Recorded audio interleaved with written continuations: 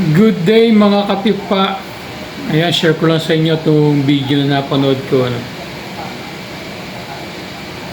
Hindi ako makapaniwala na ang bayan ng Laurel, Batangas ay ganito ang sinapit sa bagyong Christine. Lumubog ang mga bahay, mga sakyan, inanod, no?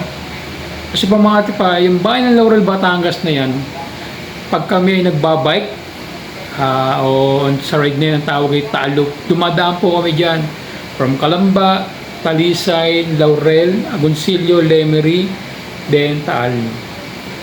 Kasi po sa Laurel, Batangas, lalo pag nasa barangay Boso Beaude, ang ganda po niyan mga katipa.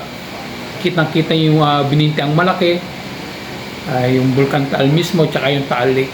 Siyempre pag bumaba kayo doon mga katipa, nandun yung barangay Boso na siya talagang naapektuhan din kasi nawalapit siya sa Taal Lake, no?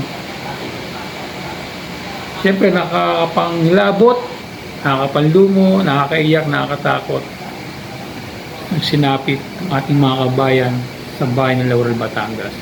Kasi iba pang karatig bayan ng Batangas, ipagdasal po natin sila mga katipa, at siyempre bigyan sila natin ng tulong sa abot ng ating mga kaya mga katipa.